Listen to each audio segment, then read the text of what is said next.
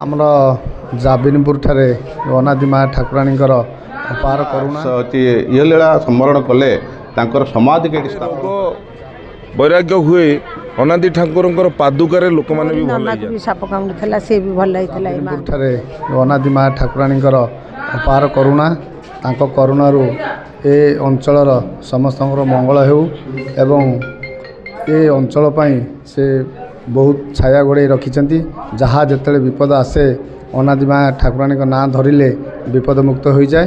तेणु आम ये अंचल प्रगाढ़ विश्वास अच्छी अनादि माँ ठाकुराणी ना धरले आमर सब पाप क्षय हो जाए। तो समस्त सदस्य मानक मो हृदय कृतज्ञता ज्ञापन करी से अक्लांत परिश्रम द्वारा वर्ष को थरे ये वार्षिक उत्सव माँ होता है और ये माँ को उत्सव ये आखपाखर गुटाए लोक माँ को कतिक आसती दर्शन करने माँ को ना नहीं से जहाँ सब मानसिक रखी था पूरण होता है। तेणु ये क्लबर सबू पिला मो हृदय कृतज्ञता ज्ञापन करी श्रृंखलित भाव प्रति वर्ष को थरे ये माँ अनुष्ठान यहीपरी चालू रहू एवं ये अनुष्ठान आगू आगू आहरी बढ़ू बोली मोर माँ निकट प्रार्थना रही। बिंबाधर विश्वाल 37 नंबर जोन रो जिला परिषद सदस्य आज जाबिनपुर ठारे अनादि ठाकुरंकर एक कार्यक्रम रे जोग देवाई अतिथि हिसाब से मुझे उपस्थित अच्छी।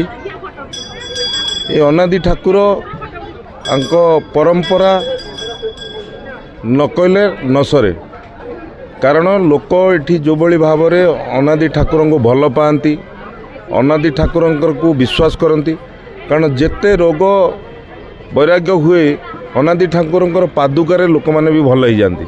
लोकंर अकाल विश्वास ये विश्वास आज लोकों को समस्त को एकजुट कर रखी। अनादि ठाकुर जो कमिटी अच्छी से कमिटीर समस्त सदस्य समस्त ये कार्यक्रम को उत्साहित हिसाब से पालन करती। ता सहित ये गाँव समस्त गुरुजन आदिवासी माने मुरबी माने सबू ये रुंडीभूत होती। ये मेलुड़ कार्यक्रम हुए डांस कार्यक्रम हुए दूर दूरांतर सबू ये आखपाख लोक आसी रुंडीभूत होती। ता सहित ये समस्त अनादि ठाकुर को विश्वासर एते महिमा जे न कहले न सरे।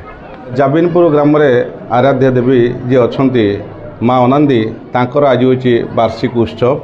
प्रत्येक वर्ष जेबे आमर अगिरा पूर्णम हुए ता परदिन गुंडुणी पड़े से गुंडुणी दिन माँ पर्व पालन करा जाए। यह आम अतीतर शुणी आसू जो आम छोटे भी थिलु ये माँ आविर्भाव होती स्थापित से समाधि होती। अतीत जो माँ बंची थे से पान खाऊले एरिया रे जो मानकर विभिन्न प्रकार रोग होता तार आरोग्य निमित्त माँ पाखु समस्ते आसुले। माँ जो पान खाऊले तार छेद बा तार टुकुरा को से अन्य मानक दौले से छेद खाइला परे बा से पानर किसी अंश नेला खाइला परे से सब आरोग्य लाभ करुले। जितेबाला माँ ये लीला स्मरण कले तांकर समाधि के स्थापन कराई गाँव में गाँववासी तरफ अतीत ये गोटे मंदिर निर्माण कराइला जीवित समाधि दिया से ठारू गाँव समस्त ग्रामवासी माने एठाकू आसती प्रत्येक दिन तांकर पूजा अर्चना करती। आठी प्रतिवर्ष माँ मेला हुए आ बहुत आडंबर हुए एवं तापाई भी आनुआल फंक्शन भाया सबू ये मेलोडी फेलोडी हुए समस्ते आसिक ये उपस्थित रुहति। समस्त भोजन व्यवस्था होता है प्रसाद समस्ते सेवन करती। आखपाख हाबलेश्वर पंचायत जी आखपाख गाँ गंडा समस्ते आसिक भोजन करती। माँ महिमा तो अनेक कौन कहूँ तथापि पदे कहूँ से खाली पादुकार लोकंर बहुत किसी परिवर्तन होता है।